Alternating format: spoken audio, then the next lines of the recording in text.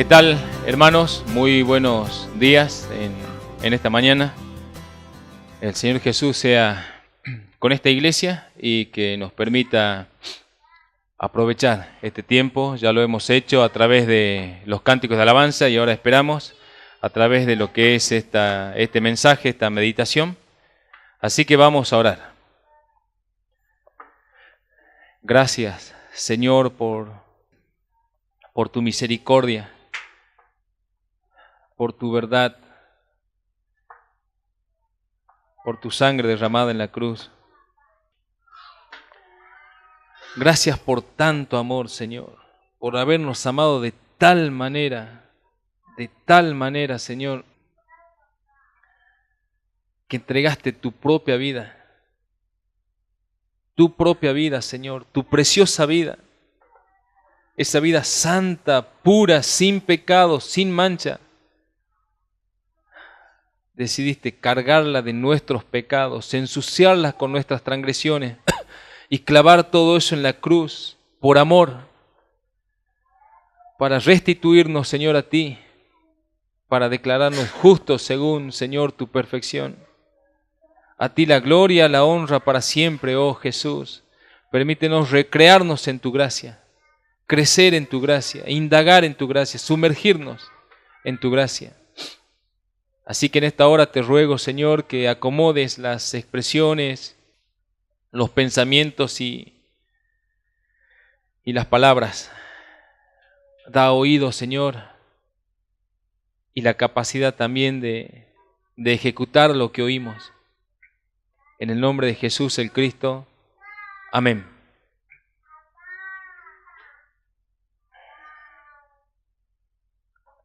Primera de Timoteo, capítulo 3. Nos queda abordar la última parte del capítulo 3, más precisamente del versículo 14 al 16. Y vamos a avanzar en el capítulo 4, del 1 al 5, ¿sí? Debido a la profundidad que tiene el versículo 16 del capítulo 3 y que de alguna manera es el tronco de toda la carta, básicamente. En sí la expresión del versículo 16 del capítulo 3 viene siendo el tronco, ¿sí? el pilar principal de lo que es esta carta. Y de hecho vamos a meternos un poco en este pasaje, vamos a tratar de trillarlo un poco y desmenuzarlo para poder tener una comprensión más gráfica y más cercana de lo que este pasaje nos enseña y nos transmite. Pues bueno, Pablo ha venido escribiendo desde el capítulo 1 y todo el capítulo 3, como hemos dicho en los mensajes anteriores, una serie de instrucciones, ¿sí? Ha venido instruyendo a la iglesia, ha venido instruyendo a Timoteo respecto de cómo debe él proceder en la casa de Dios, que es la iglesia, columna y baluarte de la verdad. Ha venido dando exhortaciones respecto de la oración, indicaciones respecto del orden funcional del hombre y de la mujer. Ha venido también dando los requerimientos específicos de los ministros, de los que sirven, y llega a este punto, desde el versículo 14 al 16, a establecer esto de alguna manera como la base, como diciendo, todas estas exhortaciones, instrucciones y mandamientos que hasta aquí te doy, tiene que ver con esto, tiene que ver con esta enseñanza central. La iglesia tiene que cumplir con las exhortaciones, mandamientos y requerimientos que Pablo hace con un objetivo. Y el centro y objetivo de eso es lo que expresa básicamente estos tres últimos versículos del capítulo 3, que de alguna manera son el asiento o la base donde se viene apoyando todo lo que hasta acá Pablo viene diciendo y todo lo que va a decir, ¿sí? Porque a partir también del capítulo 4, en lo que sigue el capítulo 5, son también exhortaciones y también son ordenanzas de cómo debe Pablo, en este sentido Timoteo, proceder en la iglesia. Y así que si lo tiene, vamos a leerlo. Primera de Timoteo capítulo 3, versículo 14 al 16. Esto te escribo, aunque tengo la esperanza de ir pronto a verte, para que si tardo, sepas cómo debes conducirte en la casa de Dios, que es la iglesia del Dios viviente, columna y baluarte de la verdad. Indiscutiblemente grande es el misterio de la piedad. Dios fue manifestado en carne, justificado en el Espíritu, visto de los ángeles, predicado a los gentiles, creído en el mundo, recibido arriba en gloria. Y ahí se cierra el capítulo 3, con una expresión tan corta, pero a la vez tan profunda, que básicamente transmite muchísimo. Y de alguna manera Pablo empieza diciendo, todo esto que te escribí es para que sepas cómo debes conducirte en la casa de Dios, que es la iglesia de Dios, del Dios viviente. Bueno, nosotros, o sea, la iglesia de Cristo le pertenece a Dios, ¿sí? Y nosotros aquí podríamos decir, sí, ya lo sabemos, ¿sí? Lo hemos sabido desde hace mucho, Él la hizo. Pero a veces es como que lo sabemos, pero no llegamos a comprender las implicancias que tiene saber de que la iglesia es la casa de Dios. La casa de Dios, ¿en qué sentido? En que es de su propiedad. La iglesia, nosotros, el cuerpo, es propiedad de Dios y Él pagó un alto precio por ella. Sí, Pablo en su último discurso, que finalizando su tercer viaje misionero, dice, Pablo hizo llamar a todos los ancianos de la iglesia, desde Mileto a Éfeso, convocó a todos los ancianos y dio un último discurso, y parte de ese discurso está registrado en Hechos capítulo 20, 28. Yo voy a leer a modo de referencia, este versículo que dice, está Pablo predicando, o dando este discurso, y dice, por tanto, le dice Pablo a los ancianos, vean por ustedes y por todo el rebaño en que el Espíritu Santo les ha puesto por obispos, para apacentar la iglesia del Señor, la cual Él ganó por su propia sangre. La cual Él ganó por su propia sangre. La iglesia, la casa de Dios, le pertenece a Dios al precio de la sangre de su Hijo Cristo. Que sea de su pertenencia, que sea su casa, significa que Él la gobierna, Él la rige, Él la administra, Él la sustenta, lo cual también nos hace entender que la iglesia de Cristo en la tierra de ninguna manera debe ser una institución humana. La iglesia de Jesús en la tierra no es una institución humana, ni debe comportarse como una institución humana, porque la iglesia de Cristo es principalmente una entidad espiritual, y entidad en el sentido de que es la familia de Dios. ¿Sí? Pablo les escribe a los efesios que nosotros ya no somos extranjeros ni advenedizos, sino que ahora somos miembros de la familia de Dios. La iglesia es eso. La iglesia es la familia de Dios. Él es el Padre. Por lo tanto, Él la rige, Él la administra, Él la sustenta, Él la cuida y Él ordena cómo deben hacerse dentro de su propia casa de manera absoluta todas las cosas. ¿Qué significa en el sentido práctico? Que la iglesia no es administrada por la visión del pastor o los caprichos de la esposa del pastor. Y a veces esto puede sonar como un sarcasmo, pero es la triste realidad de algunas congregaciones. Pues bien, acá no estamos hablando de la visión o la idea de alguien, sino del propósito establecido por Dios, manifestado a nosotros a través de las Escrituras. Ya está trazado cuál es la dirección y sentido de la iglesia.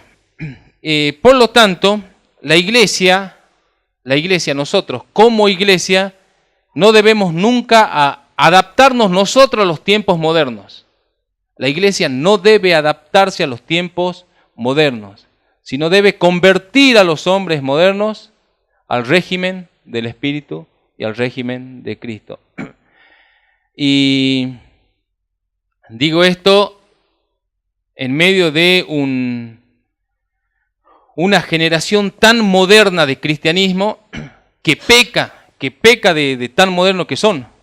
Escuchaba a cierto predicador moderno que estaba tratando de persuadir a la juventud, a los jóvenes, y ya su apariencia, la manera en la que estaba vestido, ya dejaba mucho de qué hablar. Un pantalón que tenía así un agujero en la rodilla, la remera también con agujeros, todo un estilo muy moderno, pantalón apretado, tratando de persuadir, hablando de, le digo esto como referencia, hablando de la boda de Caná, y él comienza diciendo, bueno, Jesús está tomándose un vino con los amigos. Y eso ya te cambia la perspectiva. Pues dicen, claro, significa que se puede salir, tomarse un vino con cierto... Y ya empieza a ser tergiversado, ya empieza a ser realmente muy malintencionado. Pues bien, ¿por qué? Porque dice, no, bueno, la iglesia, en ese sentido la Biblia mantiene cierta cultura antigua que debe actualizarse. No, hermanos, no. Jesucristo es el mismo ayer, hoy y por los siglos. Y su cultura, la cultura divina, la cultura celestial nos fue revelada mediante las Escrituras. Así que nosotros no debemos adaptar las Escrituras al tiempo moderno, es al revés. Son los hombres modernos los que deben adaptarse a la cultura divina. Y nada podemos cambiar dentro de la casa de Dios, porque Dios ya estableció en su propia casa cómo van a ser las cosas en su casa, cómo van a administrarse las cosas en su casa, y también nos explica por qué deben hacerse así las cosas en su casa. Pues bien, entonces lo primero que quería mencionar a partir de esto es, la iglesia es la casa de Dios. Él la rige, Él la gobierna, y lo ha trazado así de forma específica y concreta, como lo vemos en esta carta, porque también no es que estamos parados frente a un Dios autoritario, que simplemente decide por capricho cómo deben hacerse las cosas, sino que Dios es tan perfecto que en su perfección ha trazado una funcionalidad para su iglesia, como lo vemos a través de esta carta, una funcionalidad específica para un objetivo específico. O sea que en la manera que nosotros cumplamos con el régimen establecido por Dios, vamos a cumplir con el objetivo que Dios espera que alcancemos. ¿Cuál es ese objetivo? Bueno, el texto dice que la iglesia es columna y baluarte de la verdad. En otras palabras, la iglesia debe funcionar como sostén y defensa de la verdad. Y para que esto suceda, para que esto pueda cumplirse, Dios estableció su propio régimen. Entonces, en la medida que como iglesia nos sometamos al régimen del Espíritu para hacer las cosas como Él las ordenó de manera específica y perfecta, vamos a poder sostener esa verdad de manera impecable y pura. Ahora, es realmente una tarea, primero, muy noble para la iglesia, pero a la vez inmensa porque demanda una gran responsabilidad de nosotros. Ser columna y baluarte de la verdad demanda una responsabilidad de cada uno de los que están aquí presentes. Pablo usa esta analogía, ¿sí? Es una ilustración comparativa de cómo es la iglesia y utiliza elementos que tienen que ver con la construcción, columna y baluarte. Y en este sentido, baluarte hace más referencia a base y columna. Por decir de alguna manera, la iglesia es la base y la columna donde se apoya y descansa la verdad. ¿Sí? En ese sentido, la iglesia tiene la obligación de sostener y defender esa verdad a toda costa. Dios nos ha legado su preciosa verdad con el único fin de que cada uno de nosotros como iglesia sostengamos esa verdad en alto, sin diluirla, sin mezclarla, sino mantenerla totalmente pura. ¿Sí? Y ya vamos a llegar a ese punto. Y esa es nuestra inmensa responsabilidad. Otra comparativa que también puede ilustrarnos este ejemplo y darnos un sentido más respecto de lo que es ser columna y baluarte de la verdad o fortaleza de la verdad, tiene también que ver posiblemente, y esto ya podemos asociarlo como algo más, a la comparación o analogía de que también se erigían, se plantaban columnas en los lugares más públicos de las ciudades, el mercado o algún lugar muy público, y en esa columna se solían clavar todos los que eran los edictos del rey, las proclamaciones del rey se clavaban para que todas las personas puedan llegar y observar, ¿sí? Si estaban en el lugar más concentrado, llegaban y podían ver y decir, bien, la proclamación del reino es esta, y nadie podía arrancar ese papel porque era un edicto oficial. Era un edicto oficial clavado en esa columna para que todos pudieran ver y entender cuáles eran las determinaciones del reino. Si vale la comparación en algún sentido, la iglesia sería esa columna que Dios plantó en la tierra y clavó sobre nosotros su propia verdad como un edicto intachable y a la vez intocable que debemos defender y guardar por toda la eternidad, por toda nuestra vida en realidad, se va a sostener. Así que en términos modernos diríamos que la iglesia es el boletín oficial de Dios donde el reino de los cielos publica su verdad a través de cada uno de nosotros. Nosotros somos papel y su verdad es lo que Dios inscribió en nuestros corazones. Y como iglesia somos responsables de esa verdad. Dios puso en cada uno de nosotros su verdad. Y vamos a dar cuenta a su debido tiempo de cómo hemos administrado esa verdad, cómo hemos trabajado con esa verdad, cómo hemos hecho reproducir esa verdad, cómo la hemos invertido de alguna manera. Hay algunos que tristemente la entierran. Dicen, bueno, tengo esta verdad, no quiero que se pierda. Sin embargo, otros tienen la nobleza de extenderla, de publicarla. ¿Y qué sería o qué es la verdad específicamente? Cuando estamos hablando de la verdad, nos podríamos preguntar, está bien, pero ¿qué es exactamente la verdad? Y una cita que responde directamente a esta pregunta, búsquela conmigo, está en Juan, capítulo 17.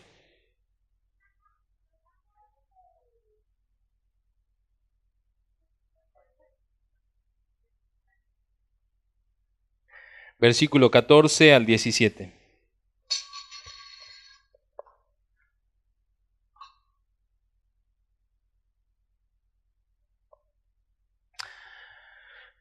Allí está orando Jesús. Jesús está orando por sus discípulos y también va a orar por todos los que habían de creer por medio de sus discípulos, de los apóstoles. Y Juan reporta en su evangelio esta parte de la oración, de hecho registra toda, yo voy a leer esta parte de la oración de Jesús. Jesús dice, yo les he dado tu palabra, refiriéndose a sus discípulos, orando al Padre, le dice, yo les he dado tu palabra y el mundo los aborreció porque no son del mundo, como tampoco yo soy del mundo. No ruego que lo quites del mundo, sino que los guardes del mal. No son del mundo como tampoco yo soy del mundo. Santifícalos en tu verdad, tu palabra es verdad. Santifícalos en tu verdad, tu palabra es verdad.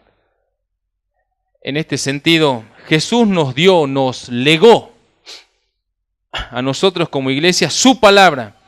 Y su palabra, como dice el texto, es la verdad absoluta de Dios. ¿Sí? Hay una sola verdad y la verdad es incuestionable. Dios reveló esa verdad y esa verdad es la única verdad. Todo fuera de esa verdad es pura mentira. ¿Sí? Pero nosotros debemos de alguna manera tener la nobleza y la fortaleza de defender esa verdad sin que se diluya, sin que se adultere, sin que se mezcle. Por ejemplo, para muchas cosas, las trampas radican en diluir las cosas con agua. Lo que fuere, pues, el lechero diluía la leche con agua y era... ¿Es leche pura? Sí, es pura, decía. Un buen poco de agua tenía. Y así muchas cosas se diluyen, se hacen trampa. No son puras. Bueno, si hemos de ser nosotros columna y baluarte de la verdad, significa que esa verdad que Dios depositó en su columna, aquí en la tierra, significa que está siempre amenazada y busca el adversario de alguna manera diluirla. Y lo está logrando en cierto sentido con todos esos evangelios modernos, que no es otra cosa que diluir la verdad de Dios, la verdad que no es de este mundo, que vino a este mundo y que de repente ahora el mundo quiere mezclar esa verdad con el mundo. ¿Para qué? Para que parezca más moderna, para que sea más atractiva, para que los jóvenes de ahora se sientan más cómodos. ¿Sí? Le pongamos, no sé, luces, le pongamos instrumentos, le pongamos cosas divertidas, ¿sí? Cosas que cuando vean sientan como que están en el mundo, pero si la idea es sacarlo del mundo. Bueno, su palabra es verdad. ¿Y qué significa esto? Su palabra es que Él nos haya dejado su verdad y su palabra es verdad. Su palabra es la acción misma de la promulgación y predicación del Evangelio del Reino de los cielos, el misterio de la piedad revelado a los hombres por medio del Hijo respecto de la ciencia de Dios y de su plan eterno y de todo el contenido de la fe cristiana con todas las implicaciones de lo que es ser cristiano. Eso es la verdad. Y ha llegado, y esa verdad absoluta ha llegado hasta nosotros por medio de la gracia del Señor Jesús y ha llegado con todas las evidencias y las pruebas indubitables. De hecho, tenemos que entender que las Escrituras de alguna manera son las evidencias y la prueba de que estas cosas sucedieron y se transcribieron de generación en generación para que se sostenga, de la cual es de alguna manera las Escrituras o este libro es la representación gráfica de lo que Dios habló, habla y sigue hablando. Y sigue hablando. Porque este libro también de alguna manera nos transmite las cosas que Dios trazó para el futuro, que Dios trazó para nuestra era y las cosas que sucedieron. ¿Sí? Pero la palabra de Dios es la acción, el hecho de sostener la verdad, de predicarla, de proclamarla. ¿Sí? Este libro es solamente la expresión gráfica de lo que Dios habló. En otras palabras, se nos confió la verdad del Evangelio y como Pablo también dice en Romanos 1:16, el poder de Dios para salvación a todo aquel que cree nos fue confiado. Fue puesto en la iglesia, en cada uno de nosotros, el tesoro más sagrado y salvador de los pecadores para perdón de pecados y también el tesoro más sagrado de los creyentes para santificación y edificación. Ser portadores de la verdad no es una distinción honorífica que nosotros portamos y que nos hace o nos eleva sobre las demás personas. No, es al revés. Es al revés. Ser portadores de la verdad nos pone en la encrucijada, por decir de alguna manera, de saber administrarla para poder brillar en un mundo lleno de tinieblas y poder alcanzar, solo por la gracia y la virtud de Dios, a aquellos que todavía no conocen a Dios. Es una obligación, es una responsabilidad. Y cada uno de nosotros, a su debido tiempo, vamos a dar cuenta de estas cosas. Pablo le escribe más adelante, en su segunda carta a Timoteo, 2 Timoteo 4:1, te encarezco, ¿sí? Significa, te encargo mucho, Timoteo, te encargo mucho delante de Dios y del Señor Jesús, el Cristo, que juzgará a los vivos y a los muertos en su manifestación y en su reino, que prediques la palabra, que instes a tiempo y fuera de tiempo, redarguye, reprende, exhorta con toda paciencia y doctrina. Y si extendemos este encargo de Pablo a Timoteo, sería lo mismo para la iglesia. Se nos depositó la verdad, la preciosa verdad de Cristo, el Evangelio mismo en acción, ¿sí? Para que la iglesia tenga la virtud y la capacidad de sostenerlo y defenderlo en medio de un mundo oscuro. Y debemos hacer este trabajo mientras permanezcamos aquí en la tierra. El sentido existencial, o por decir de alguna manera, uno de los sentidos o las razones por la cual la iglesia existe, es para proclamar la verdad, es para difundir la verdad, es para exhibir la verdad y es para luchar por esa verdad con toda pasión y con todo ahínco. De alguna manera, si lo ilustramos en un campo de batalla, Jesús, nuestro general, dijo: miren, los dejo de este lado, ¿sí?, del campo de batalla. Defiendan la verdad, porque del otro lado van a venir a querer derrumbar esa verdad, pero ustedes son los encargados de sostener esa verdad, de luchar por esa verdad, de entregarse por esa verdad. De alguna manera, mueran defendiendo esa verdad. Sea la tarea más noble de ustedes morir defendiendo esa verdad por causa de Cristo, porque es la verdad. Y todo fuera de esa verdad es pura mentira. Y si es así, estamos en un flanco de batalla que tenemos que defender esa verdad. Tenemos que entregarnos. Ahora, dentro de ese pelotón existen también los desertores, ¿sí? Los que de alguna manera llegan a un punto que dicen: no puedo, no doy más, me cansé, abandonan. Ya vamos a llegar a ese punto.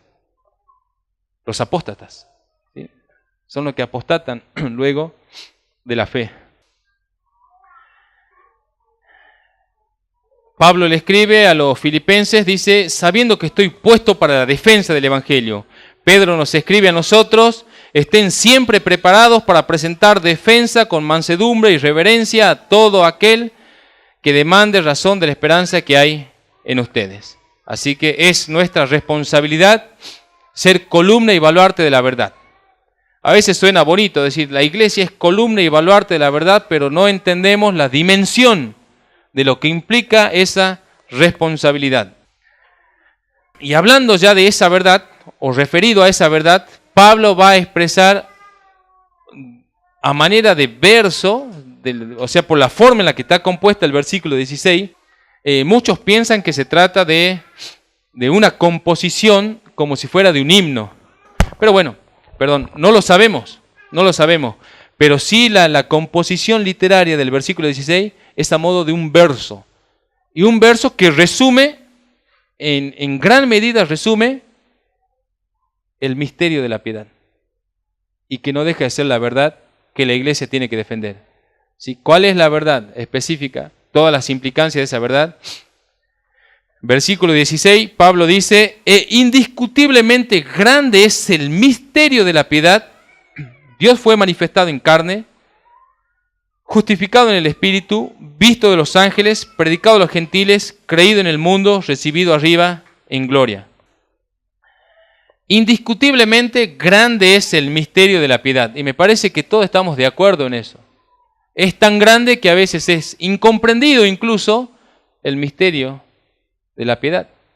¿Por qué? Porque hay que leerse todo este libro de principio a fin, no sé cuántas veces, sumido en mucha oración, para tratar de entender parte del glorioso plan de Dios trazado desde antes de la fundación del mundo hasta el fin del mundo.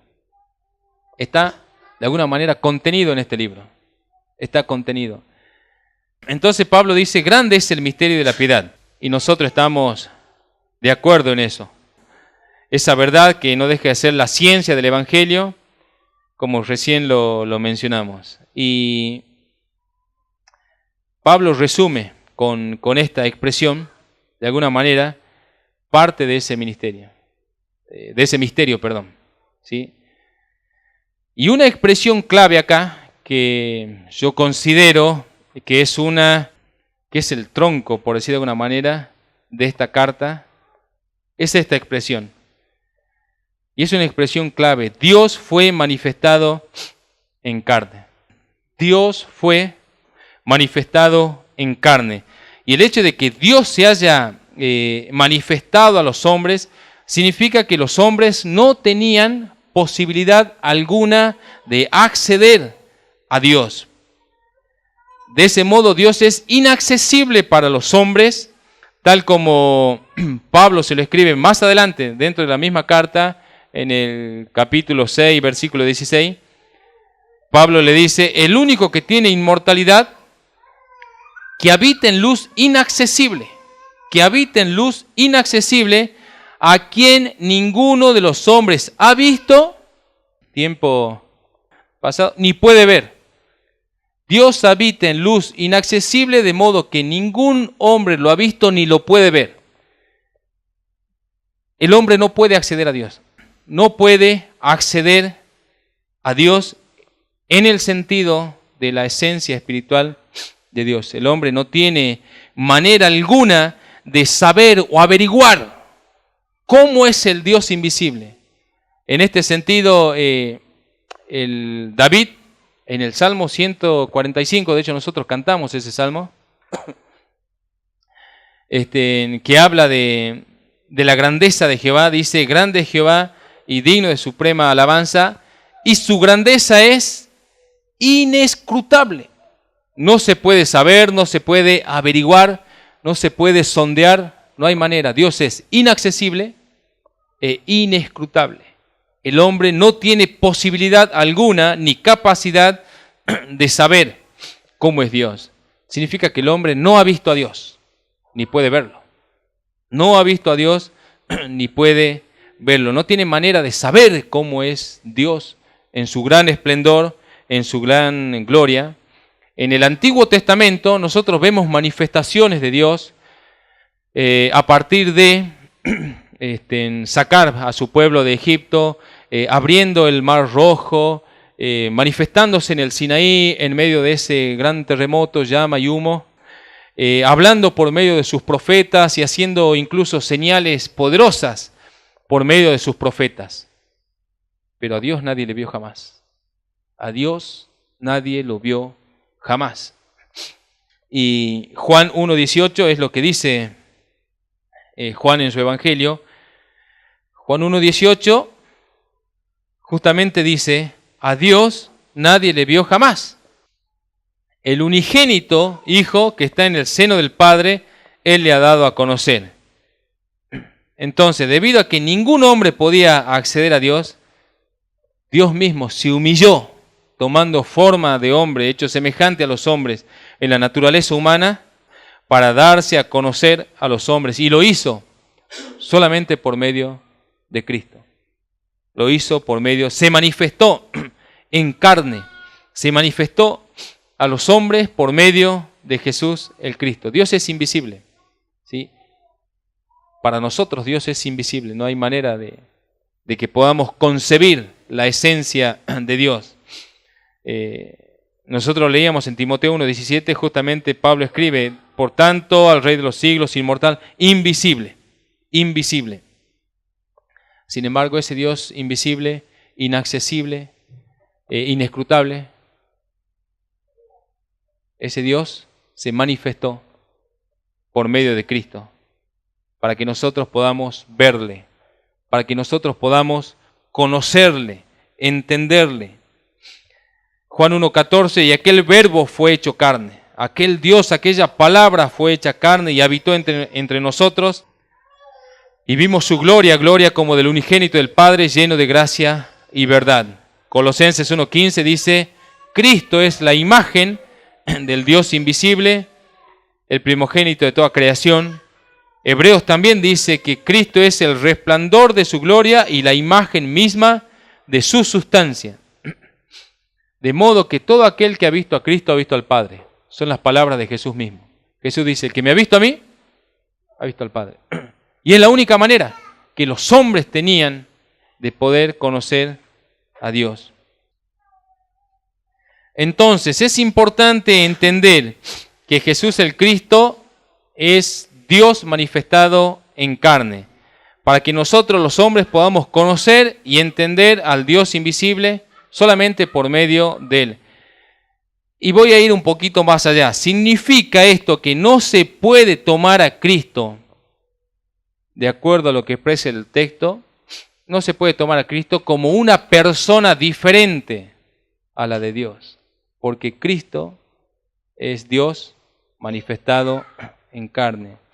¿Qué quiero decirle? Hay muchos intentos humanos de tratar de explicar cómo es Dios. Y eso para mí es muy peligroso, porque recién leíamos que Dios es inescrutable. No tenemos manera de definir cómo es Dios. Es inaccesible, significa que nadie pudo acceder, por tanto nadie lo vio, por tanto ninguno puede decir Dios es así. Lo que sí puedo decir que Dios no es una tricotomía, una división de tres personas en uno, como lo explica a veces la religión católica y algunos creyentes, la doctrina conocida como trinitaria, porque Dios es inescrutable. ¿Sí? La única comprensión que podemos tener de quién es Dios es por medio de Cristo, y solamente por medio de Cristo. Y Él se ha dado a conocer a los hombres, Dios se ha dado a conocer a los hombres por medio solamente de Jesús, para salvarnos. Jesús es nuestro sacerdote, nuestro Salvador. El Espíritu Santo es nuestro consolador y a la vez las arras, ¿sí?, de nuestra herencia, de la garantía de nuestra herencia. ¿Herencia de qué? Herencia de que hemos sido adoptados por el Padre para ser restituidos a la gloria de Dios. Lo que sí vemos en las Escrituras es a un Dios que de alguna manera está actuando y funcionando en medio de su creación para salvar al hombre. Pero no nos dice cómo es Dios en su grandeza. Lo único que nos dice es que es inescrutable. Pues bueno, es un poco profundo en el texto, pero la intención no es detenerme mucho allí. Dios fue manifestado en carne, como humano, sin pecado, ya que sin pecado porque Jesús no fue engendrado de la simiente de Adán, sino que fue de la simiente divina, de la simiente pura, de la simiente santa de Dios. Y luego prosigue, fue manifestado en carne, justificado en el Espíritu o declarado justo por el Espíritu, y tiene que ver con el hecho de que Jesús, aunque fue tentado en todo, en el desierto, posterior a su bautismo, de todos modos, no cometió pecado alguno, y de hecho hay muchos textos que dicen claramente que Jesús no pecó. Uno de ellos es Hebreos 4:15, fue tentado en todo según nuestra semejanza, pero sin pecado. Y Pablo expresa que fue el Espíritu quien levantó a Jesús de entre los muertos. Esto está en Romanos 1:4, dice, fue declarado Hijo de Dios con poder según el Espíritu de Santidad por la resurrección de entre los muertos.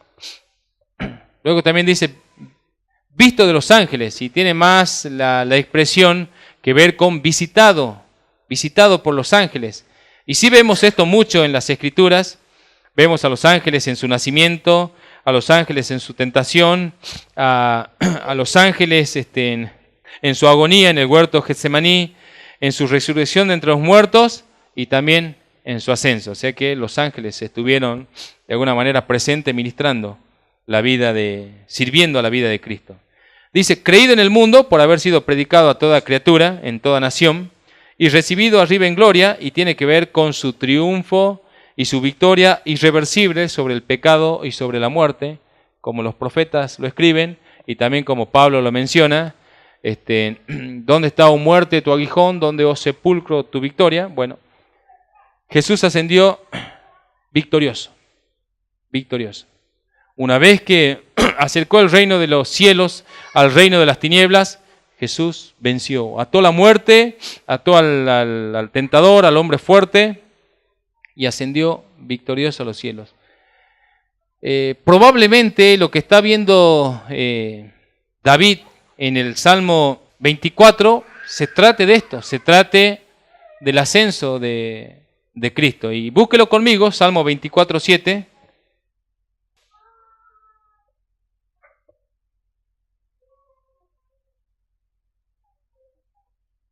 Salmo 24:7. Es curioso que David escriba esto. Interpreto o entiendo que él lo está viendo. Alcen, oh puertas eternas, sus cabezas, y alcen ustedes puertas eternas, y entrará el Rey de Gloria. ¿Quién es este Rey de Gloria? Jehová el fuerte y valiente, Jehová el poderoso en batalla. Alcen, oh puertas, sus cabezas, y álcense ustedes puertas eternas, y entrará el Rey de Gloria. ¿Quién es este Rey de Gloria? Jehová de los ejércitos, Él es el Rey de Gloria. Y no puedo dejar de ver la imagen de Cristo ascendiendo y entrando en los cielos, triunfante por haber quebrado el aguijón de la muerte y haber cerrado para siempre el sepulcro, obteniendo victoria sobre el pecado y sobre la muerte, para que todos nosotros, en Él, solamente por medio de Él, encontremos redención y salvación. Por lo cual Dios lo exaltó hasta lo sumo y le dio un nombre que es sobre todo nombre, para que en el nombre de Jesús se doble toda rodilla de los que están en los cielos y en la tierra y debajo de la tierra, y toda lengua confiese que Jesucristo es el Señor, para gloria de Dios Padre. Filipenses 2, del 9 al 11. Así entonces, hasta aquí hemos hablado de lo que es la responsabilidad de la iglesia aquí en la tierra. Una de las razones de su existencia, ser columna y baluarte de la verdad. ¿Y qué es exactamente esa verdad? Esto, ese misterio de la piedad que fue revelado, que nos fue revelado. Ahora nosotros con esta verdad tenemos que defender esta verdad, tenemos que publicar esta verdad, porque esta verdad va a ser atacada. Esta verdad ya ha sido atacada antes con diferentes doctrinas que existían para aquel tiempo, que negaban primeramente la divinidad de Cristo. Otros al revés decían que Cristo solamente fue un espíritu, una clase de ángeles, y otros decían que Jesucristo no es Dios. Entonces Pablo, en pocas palabras, le dice a la iglesia: ustedes son responsables de defender y cuidar esta verdad en la tierra. Y uno dice: ¿cuál verdad? Dios fue manifestado en carne, predicado, como dice el texto, Dios fue manifestado en carne, justificado en el Espíritu, visto de los ángeles, predicado a los gentiles, creído en el mundo, recibido arriba en gloria. Pues bien, esto es un resumen de todo lo que abarca realmente el plan de Dios. Bueno, esta verdad va a ser atacada por obreros fraudulentos y apóstatas que van a buscar con sus mentiras tergiversar la verdad. Y aquí es donde nos damos cuenta que tenemos una responsabilidad. Vamos a leer 1 Timoteo 4, del 1 al 5.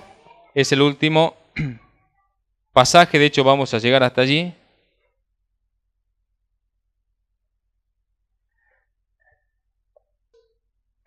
Pero el Espíritu dice claramente, el Espíritu dice claramente que en los últimos días o en los postreros tiempos, algunos apostatarán de la fe, escuchando a espíritus.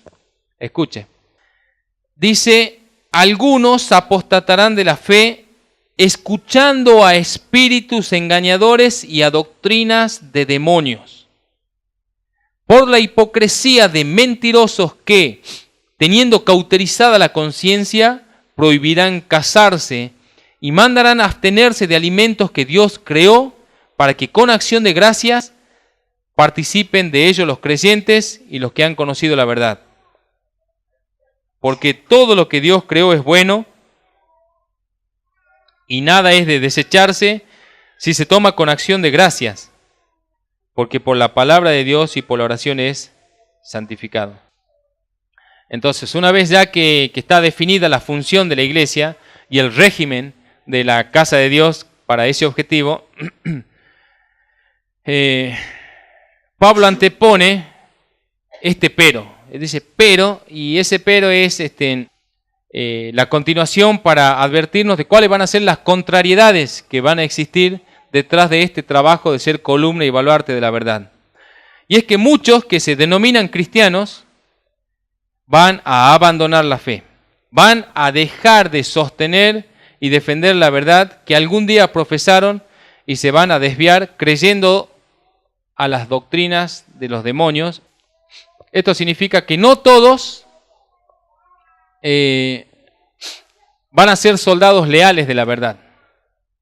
Van a haber muchos desertores por causa de no poder tolerar la verdad y no poder sostenerla. Bien, el término apóstata o apostatar hace referencia a separarse, a apartarse, a alejarse. Pero, o sea, no se trata simplemente de creyentes que un día van al culto, otro día no van, que todavía no saben si asistir o no, que les cuesta creer. No, eso no es apostatar en realidad. Sino que apostatar se trata de creyentes que profesaron la verdad, que profesaron la fe cristiana, encaminaron sus vidas a partir de esa fe que creyeron, pero finalmente se divorciaron de esa verdad, así como también lo hizo en su momento Judas Iscariote. Uno de los sinónimos más cercanos o que más nos da a entender la acción de apostatar es el divorcio. De hecho, cuando nosotros leemos la explicación que Jesús da del divorcio en Mateo, la palabra que se utiliza de divorcio en realidad es apostatar. Dice apostatation, dice, que significa separarse, apartarse. Luego de haber estado vinculados en uno solo, en una sola carne, llegan a separarse. Entonces, la idea o la definición que transmite apostatar es de personas que estuvieron vinculadas a la verdad, creyeron esa verdad, de alguna manera defendieron esa verdad, pero finalmente se apartaron de esa verdad por causa de creer a doctrinas de demonios, creer a doctrinas que terminaron desviándolos de esa verdad. Pablo ya había mencionado a Himeneo y Alejandro, dice que naufragaron en cuanto a la verdad, en cuanto a la fe. Estuvieron en su momento en la fe, salieron de buen puerto por esa fe, pero por alguna razón no pudieron sostener esa fe y naufragaron en el inmenso mar del engaño y terminaron perdidos. Terminaron perdidos. Se corrompieron. Un claro ejemplo de apostasía es la parábola, cómo Jesús habla de la parábola del sembrador, de los diferentes tipos de tierra. Y hay un tipo de tierra particular en Lucas 8:13 que dice, los de sobre la piedra, ¿sí?, el terreno pedregoso donde cayó la semilla, los de sobre la piedra son los que, habiendo escuchado el Evangelio, reciben la palabra con gozo, pero estos no tienen raíces, dice. Creen, ¿sí? Creen por algún tiempo, están creyendo. Por algún tiempo están asociados a la verdad, vinculados a la fe cristiana y permanecen en la verdad, por algún tiempo. Y en el tiempo de la prueba se apartan. Bueno, hay muchos casos también en la Biblia. De hecho, Juan también reporta que luego Jesús hablar y decir que Él era el pan vivo que descendió del cielo, y que debían realmente comer de Él, de su palabra, de su verdad. Muchos dicen que se dieron vuelta, se apartaron de Él. También ahí el concepto es apostataron, se fueron. Muchos, porque el texto dice, muchos de sus discípulos se alejaron, se apartaron. Y busque conmigo este texto, Hebreos capítulo 6, versículo 4 hasta el 6 voy a leer. He estado investigando este texto y tiene relación directa con la apostasía. Hebreos capítulo 6, versículo 4 dice, porque es imposible que los que una vez fueron iluminados y gustaron del don celestial, y fueron hechos partícipes del Espíritu Santo, y asimismo gustaron de la buena declaración de Dios o de la buena palabra de Dios y de los poderes del siglo venidero, y recayeron, y aquí la palabra recayeron, ¿sí? Después usted corrobore esto, busque, a los que le gusta investigar, busque esto. Aquí la palabra recayeron no está hablando específicamente de caer en pecado, sino de apostatar, de personas que se separaron deslealmente de la fe, ¿sí? Entonces, y que recayeron o que apostataron, sean otra vez renovados para arrepentimiento, crucificando de nuevo para sí mismo al Hijo de Dios y exponiéndole al vituperio. Bueno, el Espíritu Santo nos dice claramente que en estos días, ¿sí? en todos los días que siguieron de la iglesia, van a haber apóstatas. Gente de dentro de la iglesia va a apostatar de la fe, va a abandonar la verdad, se va a apartar. Pero la apostasía no debería tomarnos por sorpresa, porque somos advertidos.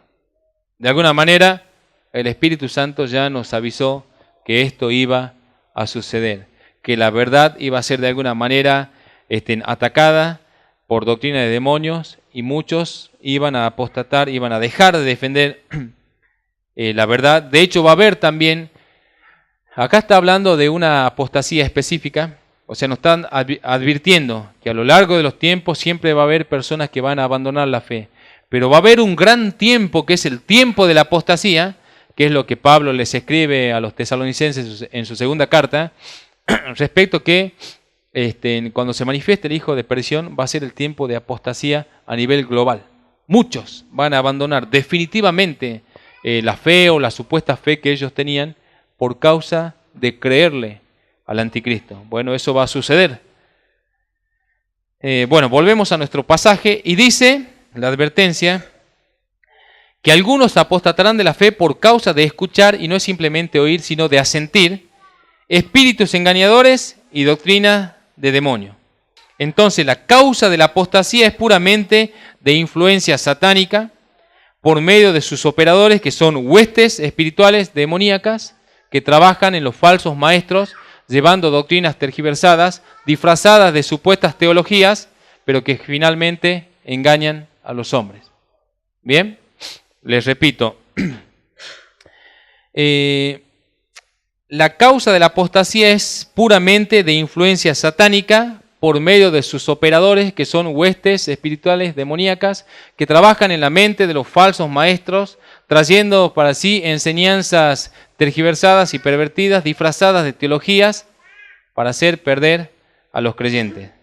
La apostasía en sí es de fuente sobrenatural, porque son los demonios los que operan detrás de hombres hipócritas que fingen tener una conducta apropiada, fingen tener fe pero no la tienen.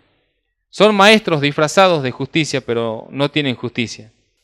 Y cuidado, o sea, la advertencia tiene que ver con que es obvio que si Satanás quiere engañar, no va a aparecer así vestido de rojo con cuernos y un tridente y patas de cabra.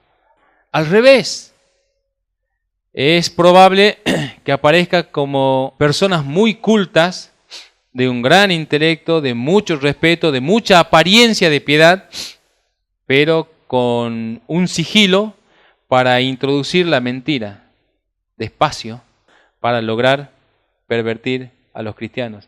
Puede que se trate de personas muy cultivadas, ¿sí? Bien preparadas a través de seminarios, universidades, que puedan expresar grandes cosas, pero finalmente va a ser mentira. Entonces, cuidado con los falsos maestros que van a ser causa de la apostasía, sembrando ellos esas doctrinas perversas que hoy por hoy existen. Ya hay teología de cualquier cosa, hay teología, ya es impresionante cómo realmente se han desviado. Esto quizás le da más sentido también a cuando Pablo escribe en Efesios que no tenemos lucha contra carne y sangre, y entre tantas cosas que dice, tenemos lucha contra huestes espirituales de maldad en las regiones celestes. ¿De qué manera así? ¿Sí? Las huestes espirituales son invisibles, pero las demoníacas operan en la mente de los hombres, de los falsos maestros, para introducir las herejías demoníacas. Doctrina, o sea, Pablo dice, son doctrinas de demonios esas cosas, y las introducen. Pero el cristiano, ¿sí?, es influenciado por el Espíritu Santo, así como Jesús dijo que el Espíritu Santo iba a ser nuestro consolador, que nos iba a recordar todas las cosas que Él dijo y enseñó. Bueno, finalmente, entonces las características, ¿sí? Tenemos que tener cuidado de los falsos maestros. Y Pablo también, de alguna manera sintética, nos muestra un poco de las características de los falsos maestros. Porque él dice, por la hipocresía de hombres mentirosos, por la hipocresía de mentirosos que tienen cauterizada la conciencia. Que sea hipócrita es que es actor, que lo está fingiendo.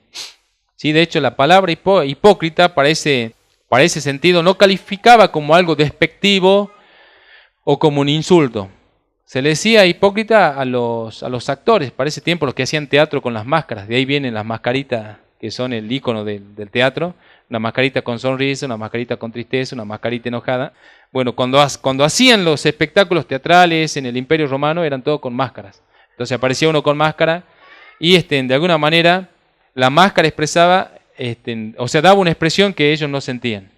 Bien, y eran actores. Entonces Pablo está diciendo que principalmente, que estos maestros tienen la capacidad de sobreactuar la fe cristiana, sobreactuar la vida cristiana. Apariencia de piedad, pero cuidado, engañan. Tienen una fe fingida y tienen una conciencia cauterizada. Y ya como hemos visto en las meditaciones anteriores, una de las cosas que Pablo quiere rescatar de la iglesia en Éfeso es un corazón puro, una conciencia limpia y una fe no fingida. Así que los falsos maestros son contrarios a estas demandas del Espíritu. Y sus falsas enseñanzas siempre se presentan como prácticas puras y de pensamientos elevados, como trayendo cosas misteriosas a revelar. Pero es mentira. En este caso, se estaban tratando de introducir restricciones legalistas que tenían que ver con prohibición de casarse y abstención de ciertos alimentos, como para fingir cierta pureza, cierta devoción. Y de alguna manera es volver a esclavizar al hombre a la religión por obras y apartarse de la gracia. ¿Sí? No coman tales alimentos. Me suena adventista eso. No se casen, honren el celibato. Me suena el engaño católico. Pero es Pablo el que está llamando a todo esto doctrinas de demonios. ¿Sí? Si alguno trae esas cosas, prohibición de casarse, prohibición de alimentos, prohibición de esto, Pablo tranquilamente le diría hoy a muchas religiones que están establecidas, y bien establecidas, Pablo le diría, sus enseñanzas y sus doctrinas no provienen del Espíritu Santo, sino de espíritus demoníacos que buscan tergiversar la verdad absoluta de Dios.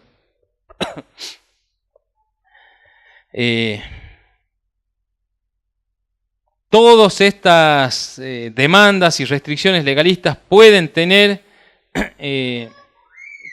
se hacen en conformidad de hombres, pero se destruyen con el uso, como dice Colosenses 2:23. Tales cosas tienen, de hecho, cierta reputación de sabiduría en culto voluntario, en humildad y en duro trato del cuerpo, pero no tienen valor alguno contra los apetitos de la carne. Pero bueno, la vida cristiana no está basada en prohibiciones respecto de lo que se debe o no se debe hacer, sino que la vida cristiana está basada de alguna manera en la regeneración que hace el Espíritu Santo en la naturaleza caída del hombre. Nos da una mente nueva, un corazón nuevo, para que nuestras inclinaciones a partir de creer en Cristo sean hacia Dios. Pablo dice, nada es de desecharse. De hecho, fue Dios el que creó el matrimonio. Dios instituyó el matrimonio, lo diseñó. ¿Por qué habrían los hombres de privarse del matrimonio? ¿Por qué alguien debería decir es malo? Es mejor para Dios la pureza de no casarse. Mentira, Dios diseñó el matrimonio, como también todos los alimentos. Si no debe haber restricciones en ese sentido, dice Pablo, porque Dios creó todos los alimentos. Los orgánicos, no los transgénicos, industrializados, los verdaderos alimentos. Y que también dice, comamos con acción de gracias para que sean santificados por la declaración o por la palabra de Dios. Y bueno, es tan hermoso el texto, yo voy a cerrar hasta acá, o sea que estaríamos llegando hasta el versículo 5 del capítulo 4. Y es exaltar de alguna manera la comisión más noble y elevada que tiene la iglesia en la tierra, que es ser columna y baluarte de la verdad absoluta de Dios, sostener, defender y proclamar esta verdad con todo ahínco, defender el misterio de la piedad revelado a los hombres para salvación y justificación de los pecadores que creen en Cristo, y entender y defender que el Dios inaccesible, inescrutable e invisible se manifestó a los hombres por medio de Cristo para que nosotros podamos conocerlo a Él. Y debemos sostener esta verdad sin diluirla, sin mezclarla, sin tergiversarla, teniendo mucho cuidado de los falsos maestros y de las falsas doctrinas para no apostatar de la fe. Así que hermanos, la paz del Señor Jesús con ustedes.